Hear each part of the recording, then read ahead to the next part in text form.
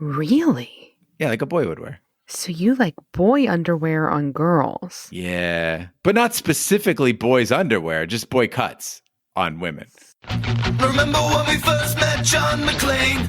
Argyle picked him up from the plane and took him down to Nakatomi Tower at the Christmas party. And the terrorists were overzealous, but it was sweet when they killed Ellis. And with a little help from Alan, John McClane kicked ass. We're gonna die. Welcome back to Shat The Movies, the podcast where we answer the question, were the movies we loved when we were growing up really that good? Have you ever caught yourself thinking, why don't they make movies like they used to? Can you still remember spending your Friday night searching for the perfect movie rental at Blockbuster Video? Do you know what Blockbuster Video is? If you answered yes, then this is the podcast for you. I am one of your hosts, Gene Lyons, and alongside me are my co-hosts, Ash, King of the Dipshits, Schlafly. Hi, y'all. And Big D, Dick Ebert. Good evening. And each week we take a look back in time and decide if our favorite films still hold up. The movies we cover are chosen by you, the listeners, who generously commission the films you love. If you'd like to see all the movies we have covered, will cover, or want to choose one for yourself, please visit shatthemovies.com and have a look. And at the end of each podcast, we will provide you, the audience, with the number of wipes each movie would take to get off your respective butts. So thank you for listening. If you have not already, hit the subscribe button and share with a friend. That's how we help the podcast grow. Additionally, you can subscribe to our sister podcast, Shat on TV, where we review TV series such as Westworld, Taboo, American Gods, Game of Thrones, True Detective, Watchmen, and Ash and I just finished our coverage of Lovecraft Country on HBO. Thankfully, you can find all that information and past episodes at shatontv.com. Finally, to hang out with us live all week long, follow and subscribe to our Twitch channel, shatthemovies.com/Twitch, where we play video games, host watch parties, and end each week with a Shappy Hour cocktail party every Friday night at 9 p.m. Eastern. I also just finished doing Shat on Wings, where we sampled 11 different hot sauces while being interviewed by loyal listener and Shat the Movies Commissioner Steve W. It was a disaster. You can catch that on Twitch and on YouTube as well. All that being said, Big D, what movie are we reviewing today? Gene, we often get commissions for birthdays, anniversaries, as a gift from a friend. And this one is very special. This goes out from one coworker to another who is unfortunately leaving their job. So they're losing a friend. So they have a shared enjoyment of Shat the Movies. So one of our devoted listeners, Ferris, decided to commission the 1984 high school comedy, 16 Candles. And Ferris writes, "Hey, Shat the Movies. I'd like to request 16 Candles because of the 80s classic that it is, but really is a gift to my friend and coworker, Jean. This is one of her favorite movies and the person who introduced me to your podcast. We've spent countless seasons listening from Shat the Movies, Game of Thrones, Watchmen, and now Westworld. We always look forward to coming into the office and saying, 'Did you hear the boys?' Jean is leaving us soon, and this is my small token of thanks to her and her friendship and introducing me to you, the Shat crew. Good luck, Jean. I'll miss you. Ferris." Now, I'm sure Ferris wrote this at a time probably pre-COVID, or at least before we really felt the economic impact of the coronavirus pandemic. And, you know, Ferris, whether it's because people are moving on to bigger and better things or being laid off, I think a lot of us are moving through losing colleagues right now. And I hope that people have a coworker as kind and as dedicated as you that would do something this nice for somebody, because we spend more time with our coworkers than we do our own families and our own friends. And those bonds are very significant. And so I hope that we can do this one justice for you. And I hope, Gene, that you enjoy this. And thanks for turning others on to the podcast. Agreed. Well, 16 Candles is a 1984 American coming-of-age comedy starring Molly Ringwald, Michael Schoeffling, and Anthony Michael Hall. It was written and directed by John Hughes in his directorial debut.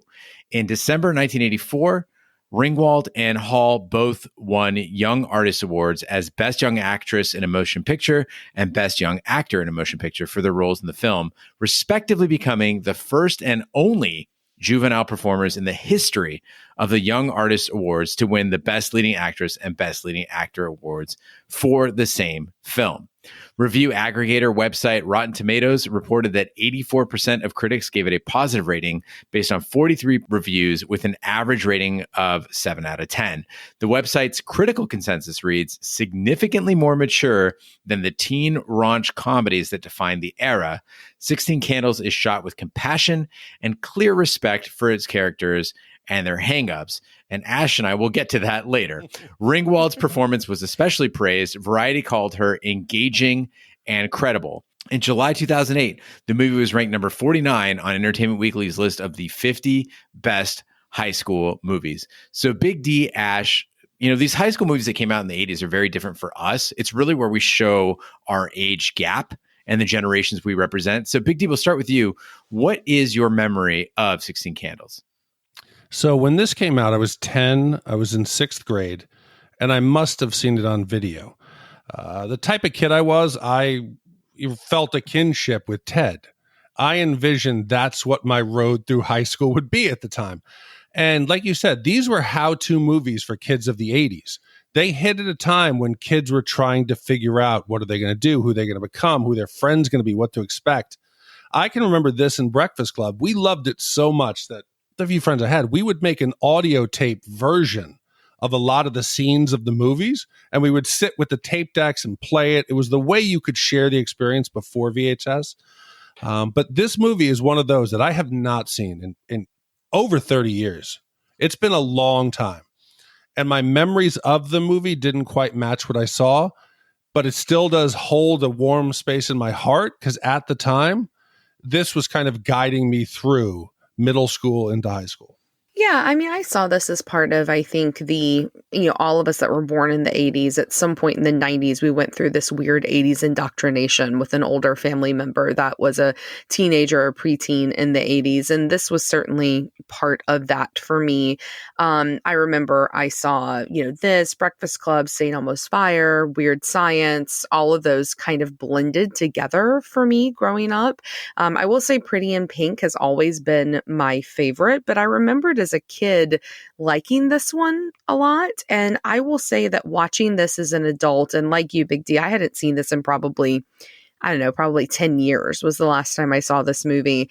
And I don't think I remembered it the way that I liked it or experienced it as a kid or as a preteen, because I have lots of opinions about this movie. But I will say that my mom was in town and she watched this with me, and it's always fun to watch a teen comedy with her because she's always just appalled at the behavior. So that was pretty fun to watch it with her. But otherwise, again, not exactly the way I remembered this film. I think the two things that stood out for me in thinking back on 16 Candles, one was that I keep getting it mixed up with Pretty in Pink. I mean, they're very close thematically. But the other thing that really stood out to me was that I've never watched this movie in one take. And I've talked to several people this week who are in the same boat. You've seen parts of it when it's on around the house, but you never really sit down and watch it as a whole. And thinking back on 16 Candles, I was like, I really like this movie. But it turns out the parts that I paid attention to when I was walking by the TV screen were like the good parts, the funny parts. And there's these other parts that I didn't pay attention to when I was passing by the screen at home.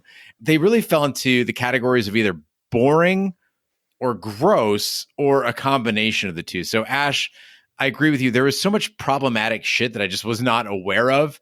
And we'll get to that in the pod, but rough seas ahead. But what's odd for me is I remember like the development of the characters that you fall in. I remember being like, oh, I fell in love with that character here. There's such little material at an hour and like 28 minutes. I'm watching it. It's like 30 minutes in. I'm like, holy shit, I'm a third of the way through the movie. And you just forget it, how quick, how superficial a lot of the relationships are, the situations were. And you only remember those iconic moments. So it'll be an interesting one to go through. So I'm excited. All right, John Hughes' directorial debut. Big D, roll that trailer. So, what's the story? You got a guy or?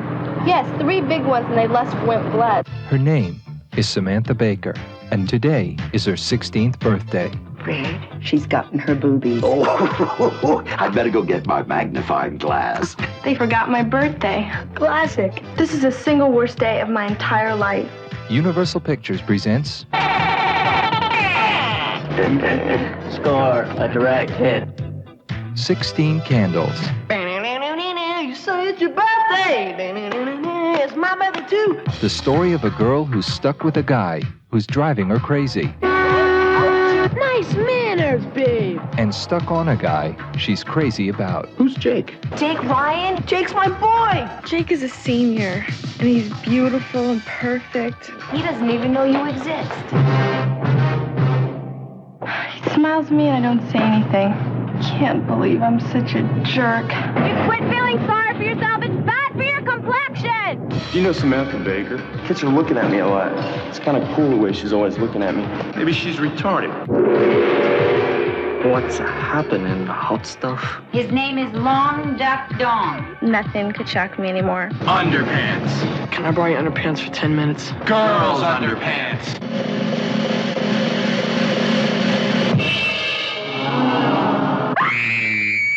Hate that rock and roll rubbish. Everybody in this family has just gone totally out of limits.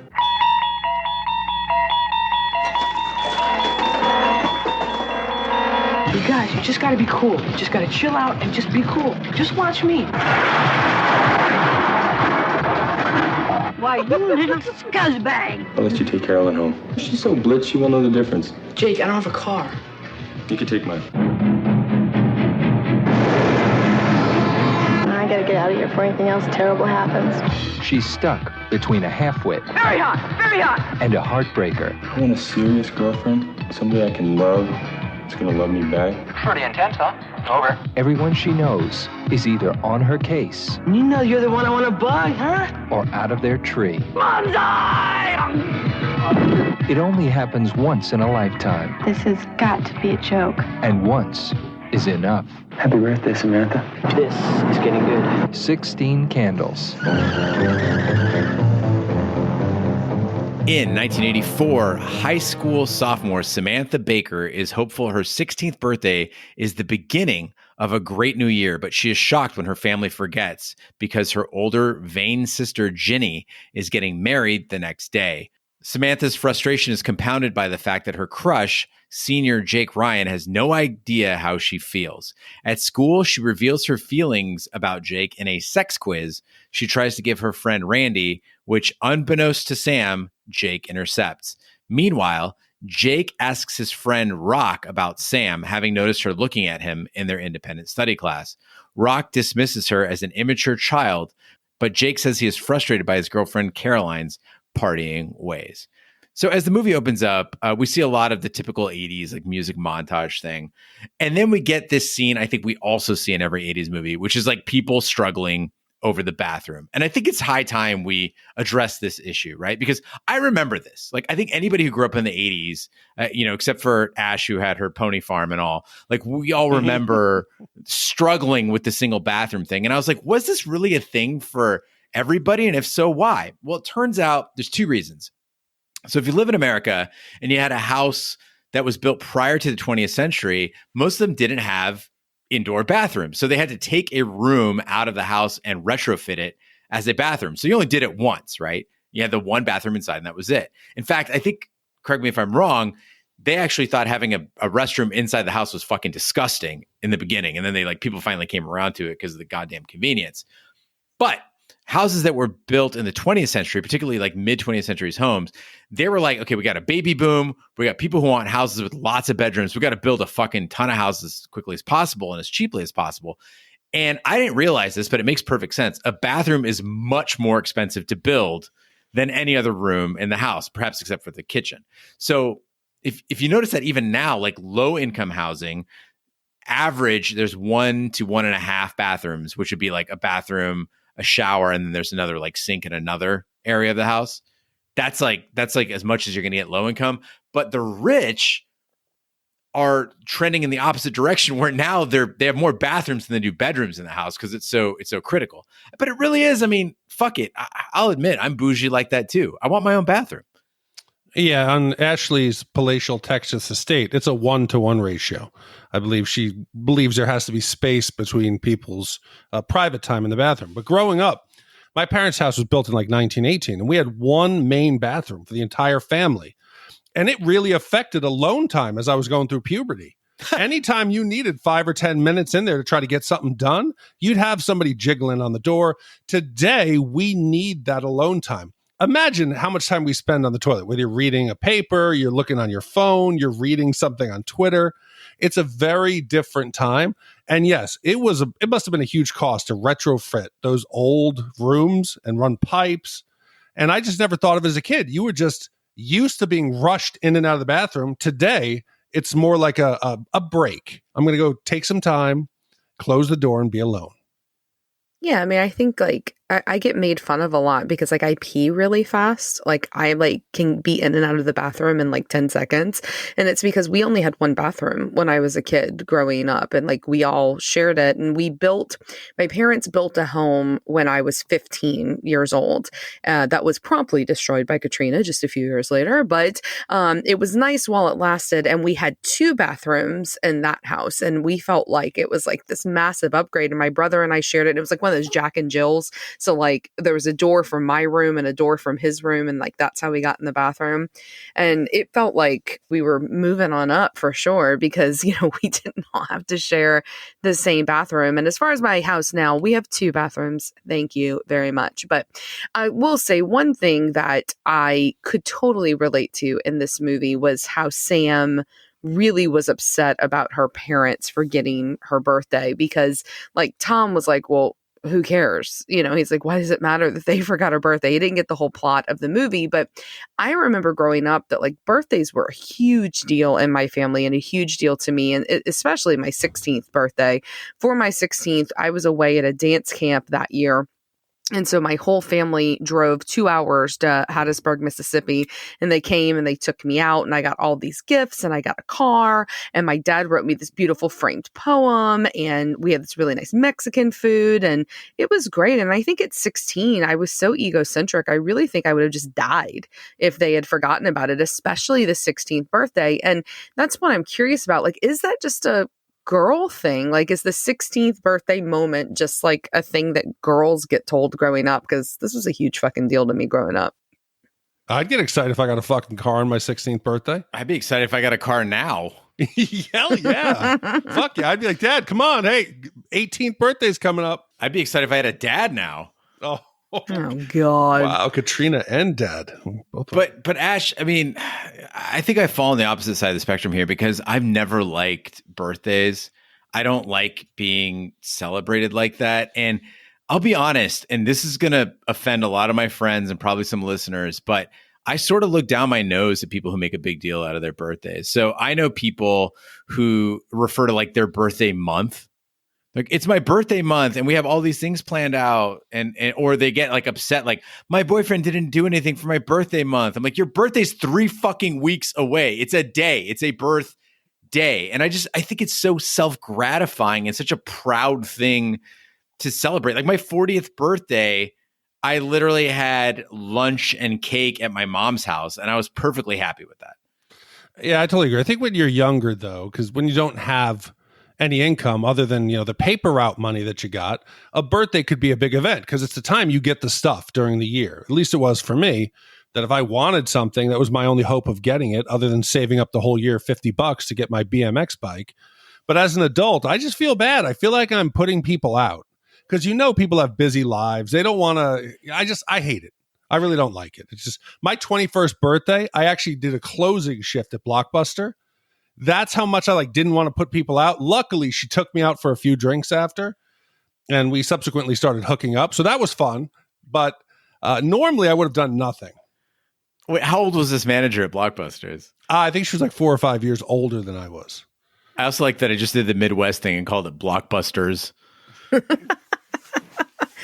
Yeah, I don't know. I think birthdays matter. Birthdays and Mother's Day. I get really upset if either of those things don't work out. Not birthday month, but like birthday day.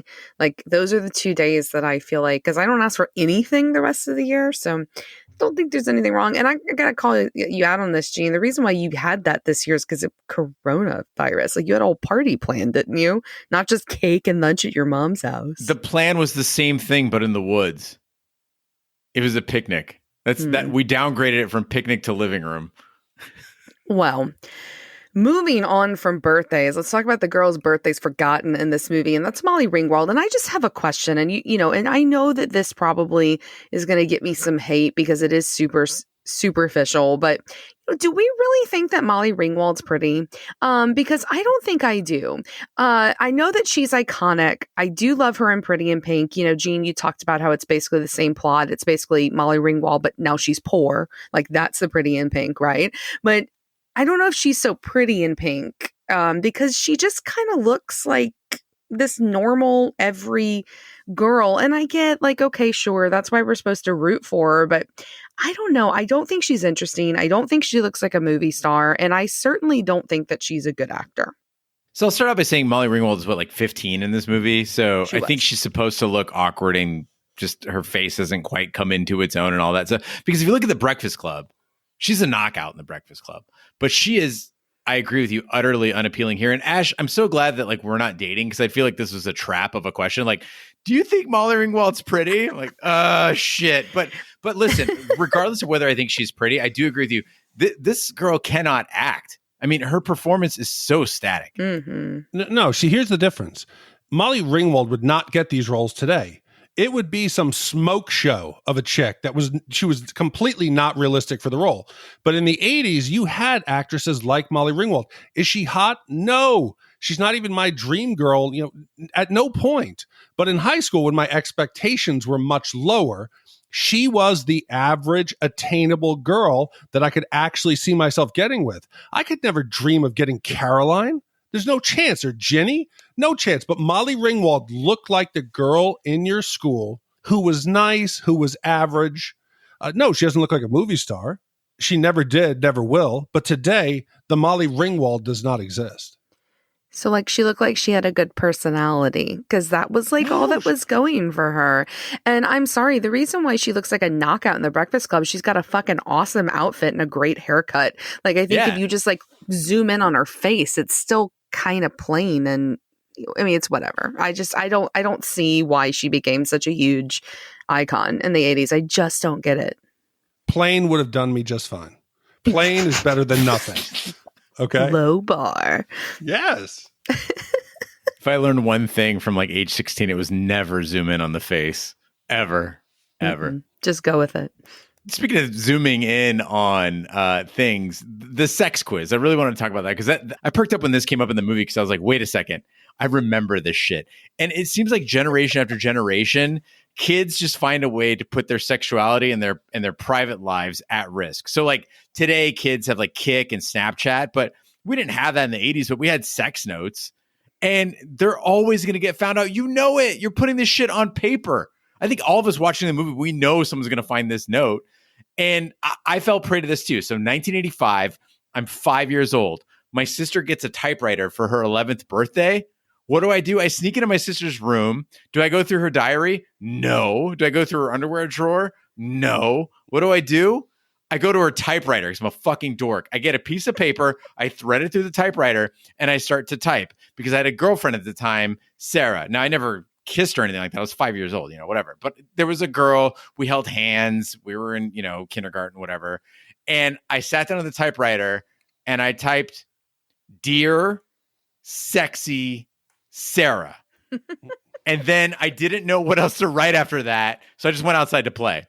Well, I left that paper in the typewriter. So of course my sister fucking finds it that night. She goes to my mom and she's like, "Look what he did," And then my mom sits me down and teaches me what sexy means. I had no idea. I just heard it in things, and I'm like, what? This is probably the most realistic behavior we saw in the movie.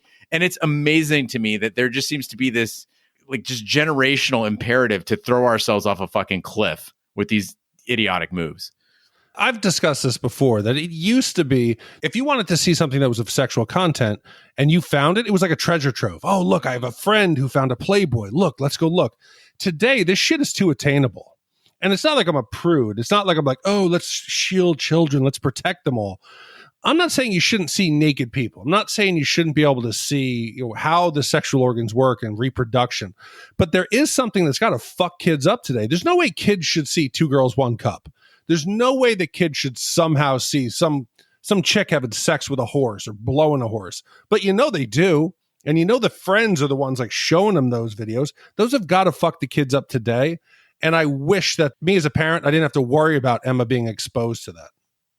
Fun trap that parents can set. You don't have to be a parent. You can just be an adult who knows a kid. Fun trap is leave them alone with your iPad for like an hour. Let them take it into a room with them.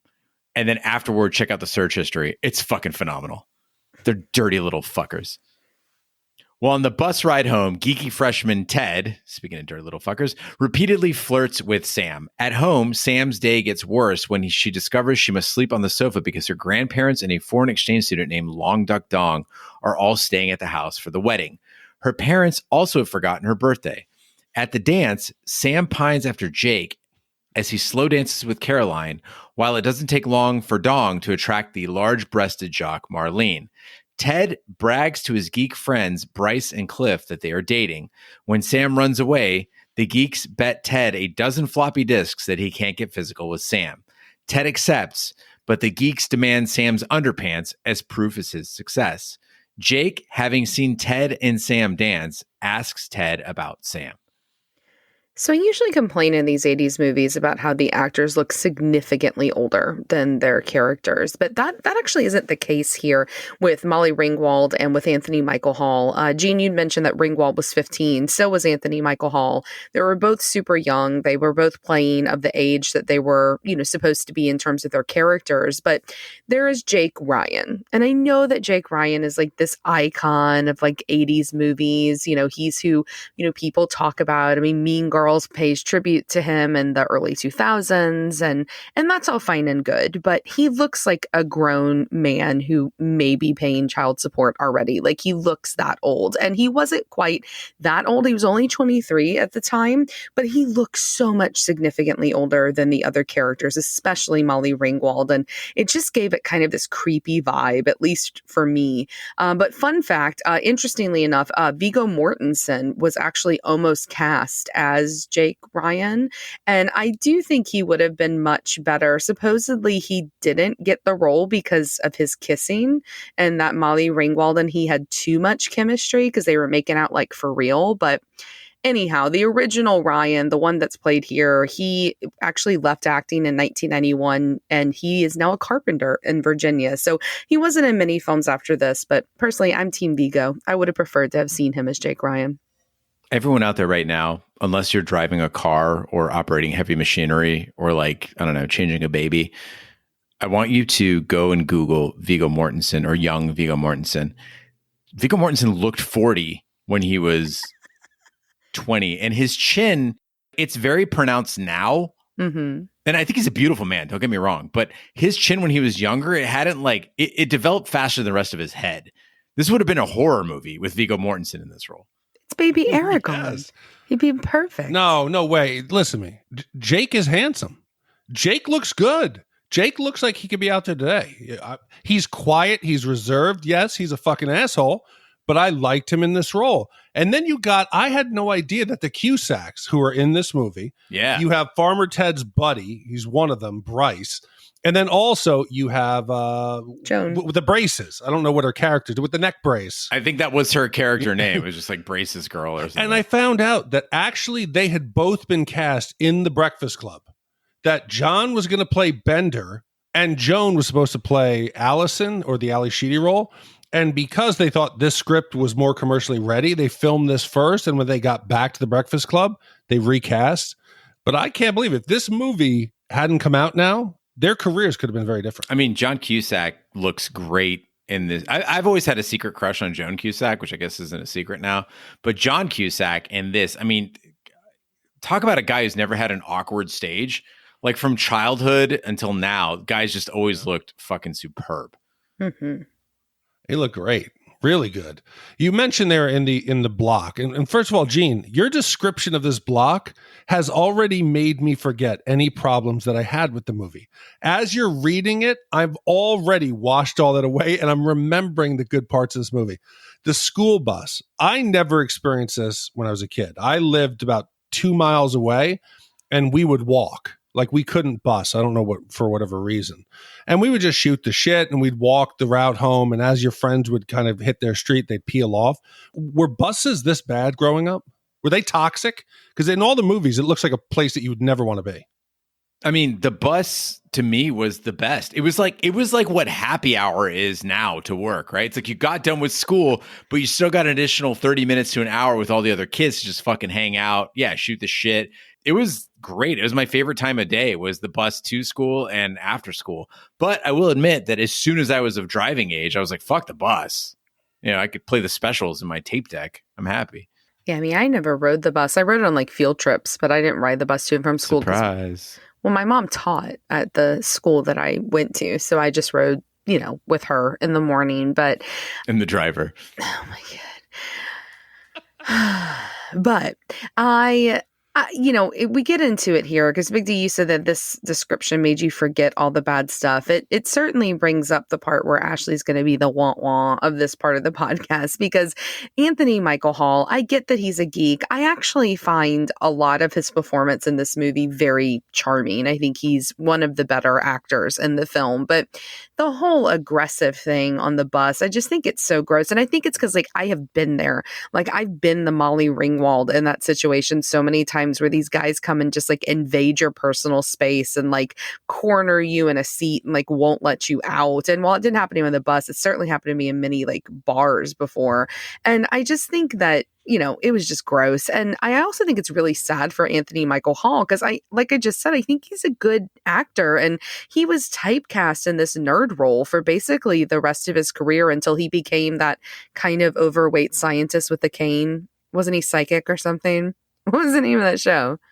The Ghost Whisperer? I don't think that was it. Mindbender. But anyway, he eventually became that, and I guess that wasn't nerdy. But until that random show, please write in and let us know what it was.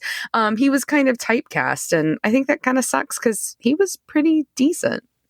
You're not the downer here, because I completely agree with you. Like, a lot of people are going to dismiss this scene as just comedy, right? Oh, it's funny. Like, the nerdy guy's trying so hard to get the girl's attention. But I have to admit that, like, there's a danger here. And I brought this up during the Sandlot, which is that as a kid watching a movie like this, I look to these movies to see what teenagers acted like, to learn how to act around girls. And this is role modeling, and it role models incredibly nasty behavior, because I watch this and I go, oh, okay, if you want a girl to notice you and start talking to you, whatever, you got to be this aggressive. And it's not that just that he's talking to her, he's putting his arm around her. She clearly indicates she's not interested. He gets closer. He refuses to move away. He's not respecting her boundaries. Like, this is problematic in a lot of ways. Okay, Jesus. Okay, I don't care. I'm going to go into this dark, dangerous water, and I really don't care.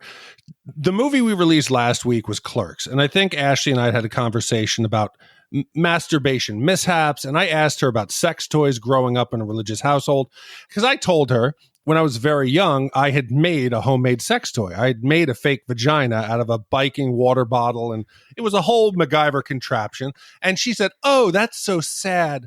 If I wanted to get it, I would just go get a guy. Yeah. Well, you know what, Ashley? That's not the way it worked for guys. Guys have to go out there and actually proactively work to get it. Girls are just like, hey, everybody, I'm open to it. And dudes line up. So as a guy, I do have some respect for Anthony Michael Hall's attempts here, especially at the dance. Yes, today as an adult, they go over the line. But me as a shy kid who never had the courage to actually go up and make some kind of a move or let somebody know how I felt, I respected the fact that he had some courage. Yes, he goes over the line, but he's a fucking 15-year-old kid. He has no idea what he's doing. He just thinks this is kind of what he would do. And it's like the great philosopher Wayne Gretzky said, you miss 100% of the shots you don't take. I respect the fact that he actually has the courage to try. Well, to quote the great philosopher Gene Lyons, women are not hockey goals. Like, you don't get to just take shots at them. It's okay to talk to her, but when she says, get away from me, and then he fucking touches her. That's not okay. He keeps smelling He's a child. Her. He keeps smelling her. And it's two things. So, that's creepy. So first of all, I had lots of girlfriends who put themselves out there and didn't get shit. So a little bit of props for me. Like, it wasn't just like, hey, vagina, come fill it, right? Like, that isn't exactly. Well, they were overweight and had canes and kept touching right, right. Those girls had the psychic thing going for them. But not nerdy. Not nerdy, but touch their temples. But the second thing is that I think that it's very easy, and I don't mean to like pull this card, but like I think it's real simple to have that opinion when you haven't been cornered in a booth by a dude who won't let you out physically with their body. And hey, no, I'm a good guy, and I just want you to know I'm a good guy. I don't fucking care if you're a good guy. Get the fuck out of my face and move away from me. It's physically intimidating and it's gross. And like Jean said, watching this growing up, I thought, oh, well, this is normal behavior that a boy will do and that's okay. And boys watched it and said, oh, this is funny. It's funny if I do this. It's charming if I do this. And there's nothing fucking charming about that. So as an adult, yes. But as a 15-year-old child who has no idea what he's doing, I'm willing to cut him a little bit of slack. Well, now it's my turn to dance on the social justice minefield. I want to talk about Long Duck Dong, because going into this movie, I was like, I'm going to have to make an essay on Long Duck Dong and why racist stereotypes like this do not work, and why the 80s is so fucking backward in so many ways, and why we laughed at the Chinaman, to quote the movie, but it's not okay in 2020. Turns out, this is my opinion here, it's Gene Lyon's opinion, Long Duck Dong, not racist. Because to me, racism in film involves making a caricature of the individual based on a stereotype, right? You're making them less than human. They're just a stereotype. They're a single faceted, this is the Chinese guy. Isn't that funny that he's Chinese? He's so different. Ha ha. Long Duck Dong, he defies every expectation, right? You're thinking Chinese foreign exchange student, and they set it up like he's going to be reverent or dorky or like good at math or whatever you associate with being the Chinese foreign exchange student. Instead, he's the coolest. What does he do? He shows up and he meets Marlene, who I will argue is the hottest chick in the movie. She's tall, she's strong, she's got a great rack, and he's like, yeah, I'm gonna fucking ride her on the exercise bike. I don't give a shit. So he's fucking the hottest chick. He parties harder than anybody else. He's hanging on the fucking door when it opens and closes. He's the biggest rebel. He doesn't give a fuck. He'll fall out of a tree, tell you he crashed your car. Long Duck Dong is a badass. He doesn't conform to any preconceived notion of what a Chinese exchange student is. And for that, I'm saying this movie is actually way ahead of its time. And it's saying, listen, don't judge a book by its cover. Long Duck Dong, he's a fucking boss. Oh, he's amazing. When he shows up and Sam looks at him and says, you've been here for 5 hours and you found somebody, and I've been here my whole life and I'm like a disease. There is truth to that. And he is such a good character. The villains are the grandparents. I love that he calls them grandma and the grandpa. That he's like, he makes me cut the grass, do the laundry. So they're using him as a slave. And every time I would hear that gong, I would smile. What's happening, hot stuff? He's not a victim. No. He's a killer. He is a stone cold killer in this movie. And while we're busy celebrating the greatness that is 16 Candles, I also want to talk about this soundtrack, because Big D Ash, after doing more than 180 movies, I can safely say that 80s movies all fall into two categories. There's amazing soundtrack, and there's just fucking trash soundtrack. I don't know why the 80s were like this, but there's no middle ground, right? And if you look at the 16 Candles soundtrack, as I was watching it, I was just, as you said, Big D, I was grinning from ear to ear because there were so many songs and artists that I fucking love. I mean, you've got the Thompson Twins, Patti Smith, Stray Cats, Altered Images, Kajagoogoo, Night Ranger, Spandau Ballet, Oingo Boingo, The Specials, Divinals, Stevie Ray Vaughan, The Vapors, Wham!, Billy Idol, David Bowie, and just for you, Big D, fucking AC/DC's on the soundtrack. Oh yeah, Snowball. Yeah, great. If you don't know what that's all about, listen to our previous episode, Clerks. Ted finds Sam in the auto shop, where she opens up to him about her family forgetting her birthday and her feelings for Jake. Ted tells her Jake asked about her, and Sam excitedly asks if she should talk to Jake or wait for him to come to her. Ted, despite his feelings for Sam, encourages her to approach Jake. Before she leaves, Ted tells Sam about his bet and asks to borrow her panties. Later in the boys' bathroom, Bryce, Cliff, and Ted charge the other geeks $1 to see Sam's underwear. So I don't have a problem at all with her giving him her underwear if she wanted to. Like, cool, but I just think it's a really embarrassing pair of underwear to give away and be shown, like these little cotton underwear with the little hearts on them. Like they were such little kid underwear, and I don't know. I feel like if I'm going to give my underwear away that I know people are going to see, I want it to at least be like sexy ones, not these kind of gross ones. But this part always has made me smile, though, when he walks out and he holds them up like some big trophy, because I don't know, high school boys are pretty dumb. Yeah, we are pretty dumb. We are. And she didn't leave the house expecting to give them away, so you got to cut her some slack. She is the average girl. Would you wear those around if you weren't expecting to give them away? I don't own any cotton underwear. At 15. I didn't own any cotton underwear at 15. Sequins only. No, I wore like lace underwear or like silk underwear. I didn't wear like cotton underwear with little pink hearts on them. At what age? I don't know, probably about 14 whenever I started shopping at Victoria's Secret. At 14? Yeah, Emma's going to want them because the girls see them in the locker room. Yeah, I mean, it's back when she was slumming it. She's straight up agent provocateur now, but back in the day, it was Victoria's Secret. I thought the underwear were hot. I'm sorry. Like, listen, and this is before I wasn't really thinking about the fact that it was Molly Ringwald at 15 years old, but I'll tell you, they held up the underwear, and I'm a dude, and all I imagined is like Molly Ringwald's little white butt in those underwear, and I thought, okay, all right. But I also might have weird taste in undies, because my two favorite types of underwear on women are boy shorts and trunks on women, which my mom has always said, like, you like very androgynous women. You like women who wear men's underwear. Like something might be wrong with you. Wait, what are trunks? Like trunks. Like how are they different than boy shorts? So boy shorts are cut more up the cheeky. Yeah. And trunks are more like, I'd say like upper thigh, but not quite up the cheeky.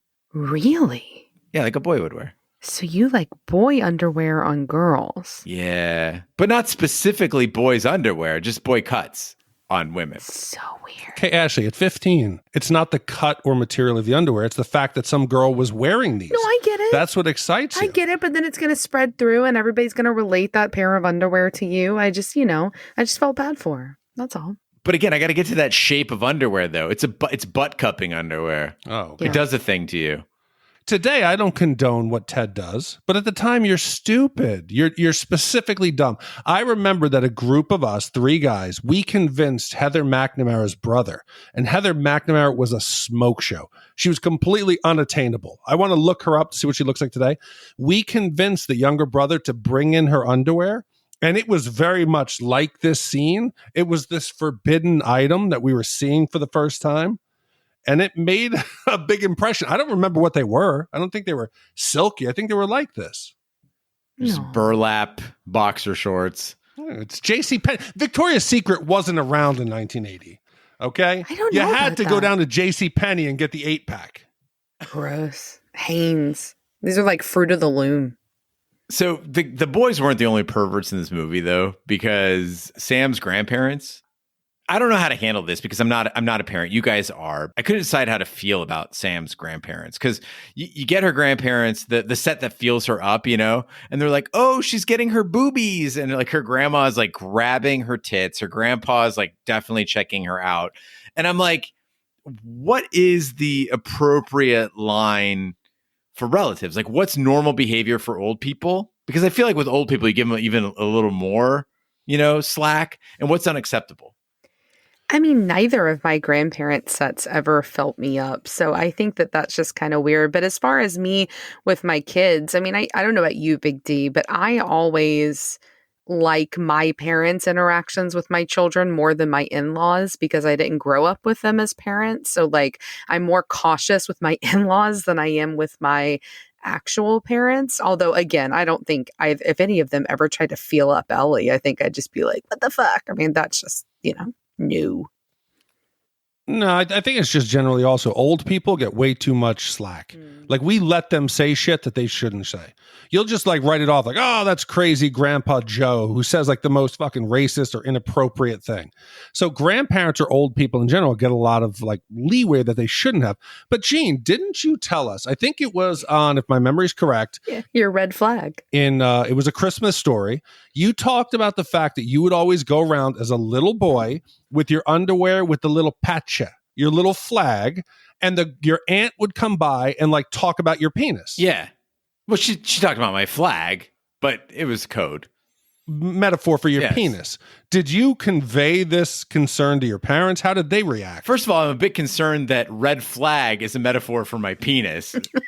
It might be apt, but no, secondly, no, this is the thing. In Persian households, I'm not saying there's like rampant sexual harassment. I really don't think there is. It's just a cultural difference is that a child's sexuality and sexual development is like very openly discussed and accepted. Right now, we don't send each other naked pictures of our kids like you guys do. But as far as I'm sorry, we don't send each other naked pictures of each other's kids like Big D does. Thank you. I've never sent a picture. You've sent us lots of pictures of Emma naked. You've never seen a picture of her. But we've seen her. Well, no. I hope you wouldn't.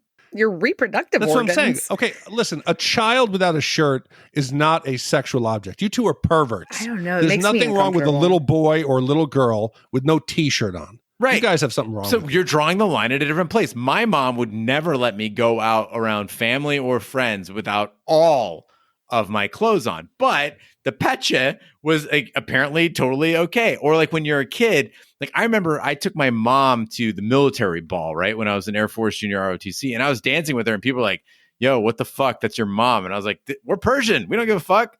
I'll grind on my mom. I don't give a shit. Well, I think it goes to too, like, I kiss my kids on the mouth. That's something that I think is cultural, right? Like, I mean, I think it just depends. But, you know, Finn calls the no square. He calls it his privacy. So I don't think anybody would touch his privacy or Ellie, in his words, privacy without me being like, whoa. I think it's just a little too much. But if, like, let's say your parents or your in-laws commented on your son or daughter's sexual development. That'd be weird. Yeah, of course it'd be weird. Of course it would be weird. Yeah. Like, oh, she got her period. Like, no, like, we're not going to be having that conversation. No. I will say that, you know, Gene, you talked about the sex quiz, right? I thought one of the most relatable moments of this movie for me was when Molly Ringwald and Anthony Michael Hall are in that car in shop class, and he, you know, puts his leg over her, and she says that she could, quote, feel his excitement. And, you know, she assumed it was like his dick, you know, that he like had a heart on. And it turned out to only be this little tiny tube of breath mints. And the reason why I thought that was so relatable is like today, I would be just really concerned if I thought that small of a thing was a penis. But back when I was, you know, younger, before like I lost my virginity, like before I saw some dicks, I had no idea what size they were. I thought they would be much smaller than what they actually are. And I really liked this scene, and I liked the vulnerability that we see of Molly Ringwald and how she just kind of, you know, she kind of just talks a big game here, and she's, you know, very, very innocent. I wonder if today's internet again scars people. Like, Ashley, your expectation it would be much smaller. Yeah. Do you think like girls today surfing Pornhub and seeing like these giant logs, when they finally see like an average dude, they're like, oh, I'm so disappointed? I think they might feel a little relieved. And then I also think they might feel a little disappointed that they're not also shiny and oiled up and well-shaven. Oh, well-shaven. Yes, that's a must. Speak for yourself. That I think is the best part of porn, is how pretty the dicks are. Like, because there's some pretty dicks in porn, like with those little perfect veins. But, you know, dicks don't really look like that in real life. But I do think that most girls probably are a bit relieved because, like you said, Gene, when you see a big one, you kind of go, well, what am I going to do with that? And sometimes it works and sometimes it doesn't. So at Jake's house, Caroline and her friends have started a wild party. Jake, angry with Caroline, retreats to his bedroom and tries calling Sam, but her grandparents yell at him for waking them up and tell him Sam is not interested. After the party ends, Jake is furious at the damage left behind. He finds Ted imprisoned under a glass coffee table after Ted angered some jocks by knocking over their beer can pyramid. Ted gives Jake Sam's underwear and tells him Sam is interested in him. Jake says he is tired of his relationship with Caroline and wants to let Ted drive a drunken Caroline home in his father's Rolls Royce. So one thing I've never gotten about 80s movies are how out of hand the parties get. and how fast they get out of hand.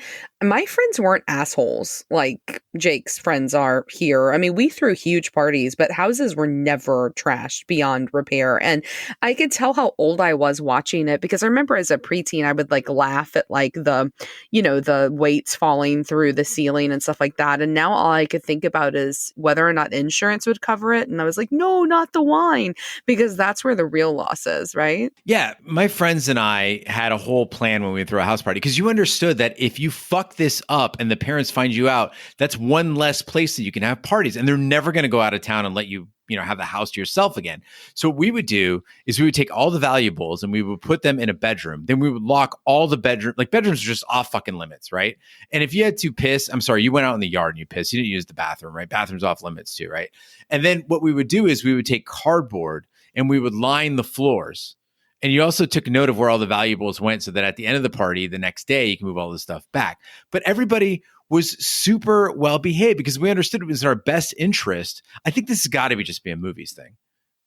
Oh, it has to be an 80s thing. I know. Granted, I didn't experience many parties in high school, but like you said, the only way this could happen is if you didn't know the people who were showing up because they wouldn't respect it. But every 80s movie does it. Weird Science. They're always trashing people's houses. So maybe it didn't happen and we just didn't experience it. Because in this, Jake doesn't seem to know most of the people. It seems like Caroline's friends. So in that, it would happen. But he's dumb for letting this happen. It's happened before. So an interesting dynamic developed between Caroline and Jake in this scene. This is really the first time we get to see like the problem with their relationship, right? Prior to this, we're led to believe that it's perfect. The most popular guy, the most popular girl. She's got a deaf brother and is an angel, and she's great. We find out that Caroline likes to party really hard. Jake doesn't really like it. And in this friction between the two of them, Caroline tells Jake she has a line of men who would kill to love her. And I was like, shit, how do I read this line? Because Jake asks, is it a threat? And I'm like, is it a threat? Is she saying that because she's saying like, listen, you abide by my rules or you could be replaced? Or is this just a girl knowing her worth and saying like, listen, if you don't appreciate me the way I am, there are plenty of people who will? Yeah, I think it's a total threat just because of her age. I think if she were like in her 20s or like somebody my age today, it's totally her knowing her worth. But I just don't think high school girls have that much confidence. And I actually find that like the most popular girls that I knew were the ones that were the most self-conscious. They were the ones who were so all the time paranoid about their image that I just don't think that they believed that was true about themselves. So I took it as a threat more than her just being some like woke girl. A lot of times in movies, there's kind of this lull or this kind of quiet moment of reflection in the film, and they usually suck. But I thought the one in 16 Candles really worked. And this was like this kitchen scene, right, between Jake and Ted. So the party's died down. Jake pulls Ted out from the coffee table, and they're in the kitchen. They're talking to each other about Sam mainly and just love in general. And I loved Anthony Michael Hall's work here. Like, this really shows what he can do. He's kind of doing like this like bartender thing where he's hanging out and he's kind of making martinis. And I love these talks. Like, I think we can all relate to these talks. I personally just adore making cocktails for my friends in the kitchen, one-on-one, and having these drunken heart-to-hearts where the alcohol starts to get in your system and you start to really open up. And that was great, but it made me sad for a moment because I realized that the best parts of this movie are actually when Molly Ringwald isn't on screen. Everybody else in this movie is so much better than she is. It was just a real bummer. But for that moment, for that few minutes, you see the potential for Ted. You see the coolness and the goodness in him. He's kind of cool for a moment. Yeah, and I think it lets you know that, I mean, this is kind of realistic in the sense that Ted probably grew up to be the actual cool guy, like the guy who, was somebody that you want to hang out with as an adult. I mean, Jake really seems like one of those guys that, peaks in high school and that you look up on Facebook and he's working some dead-end job with a beer gut, a couple years later. And I think that you see that in this scene. And I like that. I agree with you. It was really charming. Oh, hell no. Jake's father, he's a broker. That dude's got bank. The fact that he could just trash that Rolls Royce and not care, he'll end up dead of some overdose in like the French Alps At 35, he'll have a gut, but that's where his story is going to end. But this movie does have those genuine moments. I totally agree with both of you. That kitchen scene is one. And then for me as a father, the dad's wisdom, the conversation he's having with Sam on the couch. When the dad comes in to say, hey, I've missed your birthday. I know. He is out of touch. Like he doesn't realize what she's saying at first. So he's not this completely aware father. But once he realizes what she's saying, that she's talking about a boy, he has some nuggets of real genius, I think. He says to her when comparing her to Ginny, that she says, she's so perfect. And the father says, you know what? The people who have things handed to them, they don't appreciate it. So he does have that moment where he's saying, if Jake can't see what's in you, that's a him problem, not you. And I just wish the father had known what an asshole Jake was, because he might have issued a much starker warning. Yeah, that final scene when the dad kind of looks at Sam and leaving with Jake, and he's like, yeah, all right. I'm like, no, run. No, not all right. Yeah, because Jake's a dick, right? This dude is not a good guy. I mean, fuck Jake Ryan. I mean, you don't want to be his girlfriend because, I mean, look at what he does to Caroline. I get you don't want to be with her anymore. I get she trashed your house, but bring her home. Let her sleep it off in like the fucking extra 10 guest rooms you probably have in your house. You don't have to leave her with some weirdo that you don't even know. He doesn't even know Ted. And more than that, he's the one that puts the idea of having sex with her in his head. Like he's like, hey, she's so out of it, she wouldn't even know that it's you. I mean, that's so fucked, you guys. Jake Ryan is an asshole. This guy is trafficking his intoxicated girlfriend and his father's car, I might add, for a minor's underwear. That's what he wants, a 16-year-old girl's underwear. And in exchange, I'm going to give you my girlfriend who doesn't know who you are and put her in a vehicle with you. She could die. She could get raped. I'm kind of insinuating that you should rape her.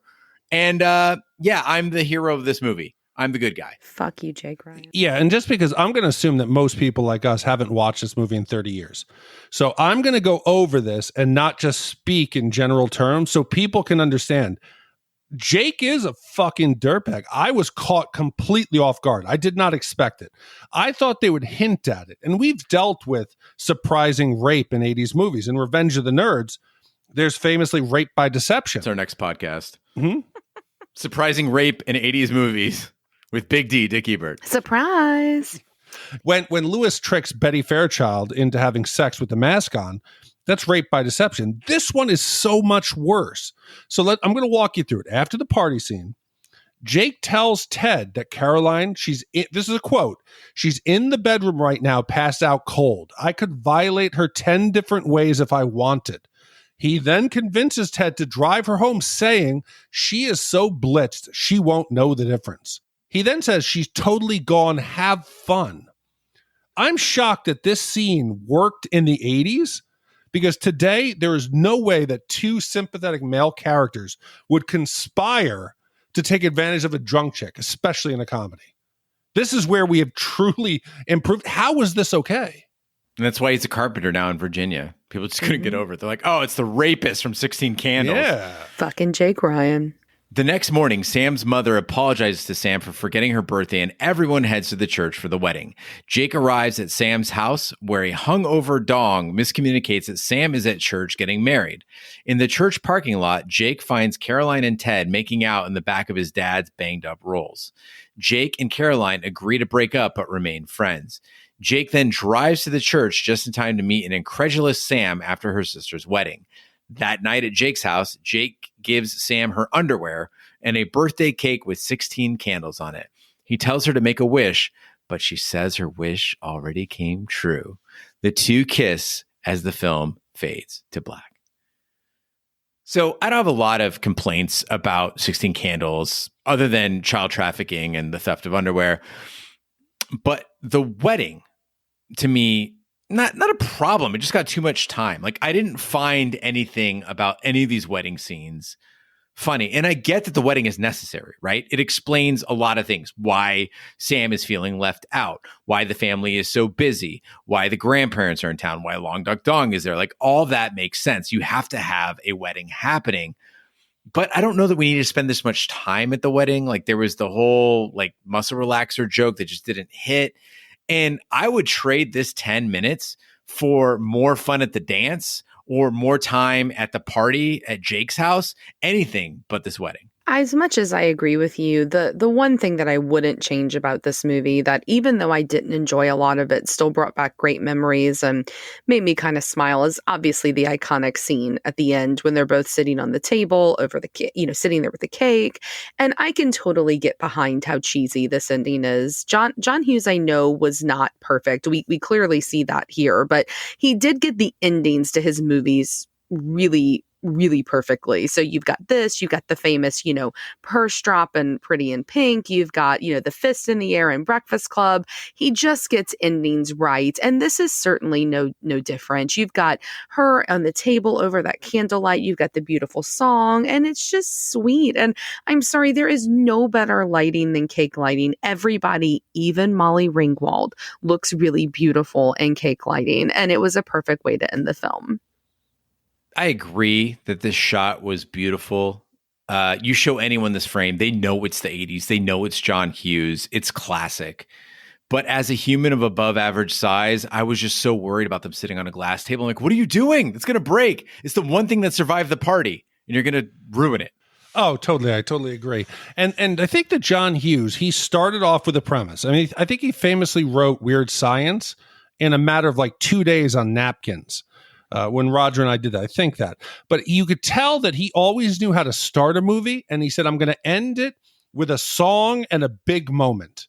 And that a lot of times convinces us that what we've seen in between was really more enjoyable than it was. When this song comes on, Thompson Twins, Wish You Were Here, he could have put almost anything to it, and we would leave the movie with a good feeling. Like, don't you forget about... Or any leaves for college. Gene? Like the Ash just killed the Thompson twins. I think that he's going to realize, as a lot of us did in high school, that women, or girls in particular, all are multifaceted beings and not a single characteristic that just defines a person. So he says he wants someone serious. He wants a real girlfriend and all that. And the first time he sees Sam let loose or party at all, he will lose interest in her and be like, oh, you're just like all the other ones, because women are not allowed to party and have fun. So he bangs her and he leaves. I totally agree. I think that he gets her to finally have sex, and then it just spirals out of control. She goes to a dark place, and I think it wouldn't be a fun sequel at all. If this were Roger, he'd be like, well, this is all the same universe as all the other John Hughes movies. So it just, she keeps on going to school. She transfers to a different school, and then you get the Breakfast Club.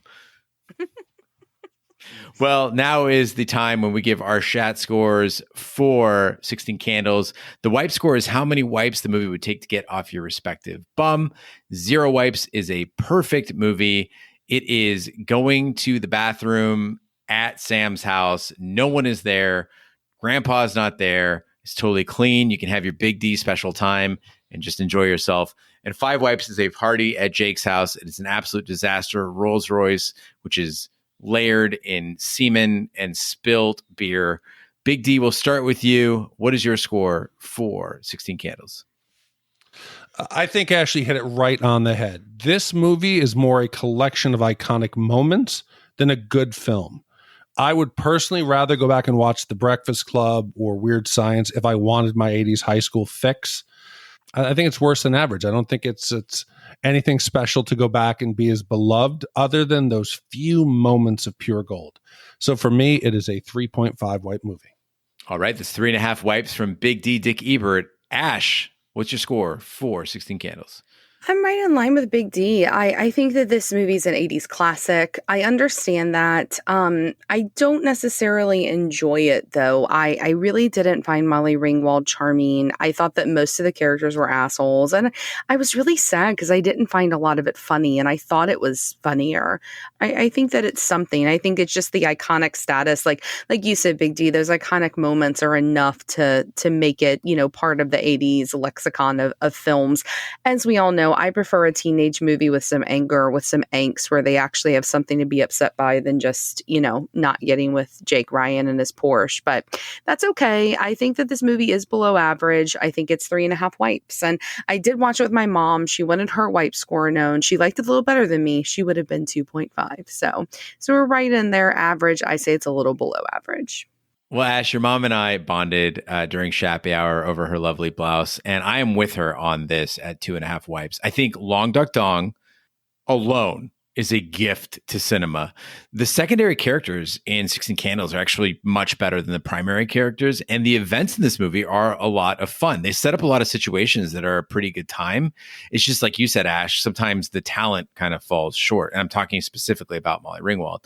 I smiled through a lot of it, but I cannot discount the fact that Jake is an awful character that should only have gotten the girl in a drama. And I want to make that clear, that people are like, well, sometimes assholes do get the girl. That's true, but not in a comedy, right? That's the point. Is a comedy supposed to be feel good? In this case, if it was a drama, if it's supposed to be a real look, if it's kids, then I would say, okay, cool. Yeah, the asshole gets the girl, but that should not happen in a comedy. And I think that's why a lot of us felt sour at the end of it.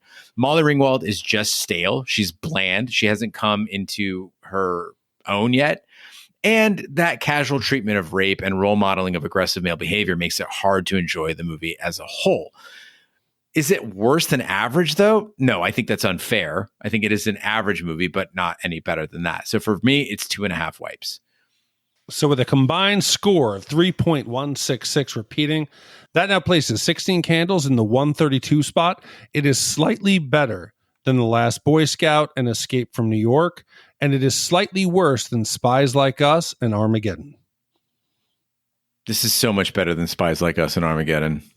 Oh, it was. It was. I don't know what happened. I got to go back and check the math. I like Armageddon. I like Armageddon. You just like Ben Affleck's chiclet teeth. Oh, that's it. Yeah, I gotta go back and check. I like his animal cracker seduction method. All right. Well, that is the Shat score for 16 Candles, a John Hughes classic and his directorial debut. Did want to take a moment to remind you all to write in reviews wherever you get your podcasts, particularly with Apple Podcasts. That really helps the podcast grow. We do have a review in this week, and we do see all of them. They get fed day or night into our Slack channel so they can haunt us whenever. It's impossible for us to enjoy our day because they just pop up. And this one says, Milk Toast. This podcast is a shell of what it once was. Mm-hmm. Yeah, they go there and drop an F-bomb occasionally, but it's a lot of talking down to us plebes. And that comes from Ethan's Eyebrows in the USA. I just wanted to take a moment, Ethan's Eyebrows, and point out that you don't know how to fucking spell Milk Toast. Milk Toast is not 2 words. It is not milk and toast. It is Milk Toast. MILQUETOAST. 1 word. It is a character, you dumb fuck. You see, there you go, talking down to the audience again. You fucking plebe. Fucking plebe. Oh, wow. Well, next week, we are going to be doing one of Gene Lyon's favorite movies. I don't think I've ever seen the complete film, so it'll be very interesting. It was commissioned by one of our wonderful listeners, David E. It tells the story of Martin Blank, who has trouble focusing on his work, resulting in a failed assignment. He returns to his hometown, Grosse Pointe, Michigan, for his 10-year high school reunion. There he meets Debbie, an old girlfriend that he stood up for prom. Martin's secretary sets up a hit for him while he is in town, but Martin starts to reconsider his life. Meanwhile, he is haunted by an unstable rival hitman, Grocer. It was commissioned by David E. It came out in 1997. Gene, this is one of your favorite movies. For anybody who's seen this movie or is interested in seeing this movie, if you liked 16 Candles, definitely check out the movie that we're doing next week, because there's a scene where John Cusack, who is in 16 Candles, walks out of a dance into a hallway. An amazing scene happens after that. It's also got Joan Cusack, who is in 16 Candles as well. If you like 80s high school movies, this is the logical progression. And although this movie is from 1997, it holds up so beautifully. Please check it out if you haven't already. I know a lot of you haven't. It's worth watching. Well, thank you, David, for commissioning the upcoming movie. Thank you, Ferris, for commissioning 16 Candles. And thank you, everybody who has contributed and kept this podcast alive. We really, really do appreciate you. That concludes this week's episode of Shat the Movies. Be sure to follow us on social media and share it with a friend. We're on Twitter, Snapchat, Facebook, and Instagram at Shat the Movies. You can email us anytime at host@shatthemovies.com. You can also leave us a voicemail at 914-719-SHAT and support the podcast by shopping our Amazon affiliate link, completing a free anonymous survey to help attract advertisers, buying our merch, commissioning your own movie, and lots of other ways. You can find all that information by visiting our website, shatthemovies.com. Also, check out our sister podcast, Shat on TV, where we just wrapped up Lovecraft Country. We also do Westworld, True Detective, Taboo, American Gods, Game of Thrones, and Watchmen. You can find all that information on our website, shatontv.com. Wherever fine podcasts can be found, including iTunes, Google Play, Stitcher, and YouTube. Be sure to subscribe. And if you stop by iTunes, please leave a review, just like our friend Ethan's eyebrows. That helps the podcast grow. On behalf of my co-host, Big D, Dick Ebert, Ash Schlafly, and the King Bee, I'm Gene Lyons. Be sure to join us next week for the following movie.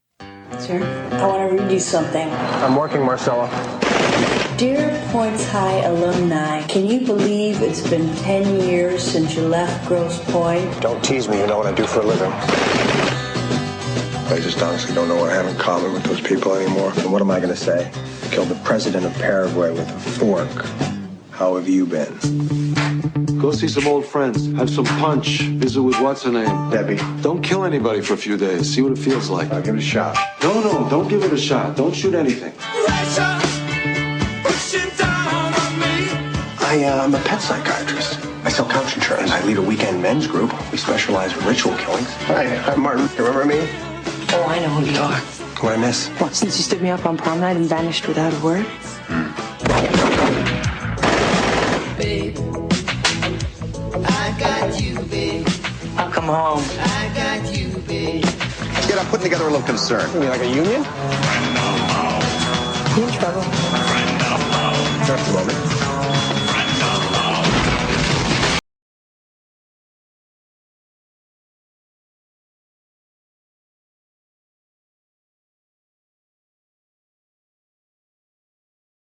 Professional killer. Oh, good for you. It's a growth industry. Do you have to do postgraduate work for that, or can you jump right in? There's a contract out in your life, but I'm not going to do it. It's either because I'm in love with your daughter or I have a newfound respect for life. That punk is either in love with that guy's daughter or he has a newfound respect for life. Debbie, I'm in love with you. I know we can make this relationship work. It's not easy for me. I always control my emotions. I just need time to change. Why don't you just join the union? This union, is there going to be meetings? Of course! No meetings. I want you to think about this, and you don't have to answer it now. But Debbie, will you marry me?